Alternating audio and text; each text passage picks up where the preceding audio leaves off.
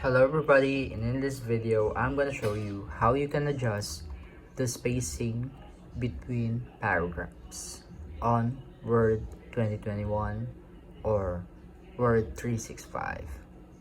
So to adjust the spacing, first you're gonna need to highlight the paragraphs that you need to adjust the spacing, and then go to this icon over here and click it and choose between these numbers, and there you have it.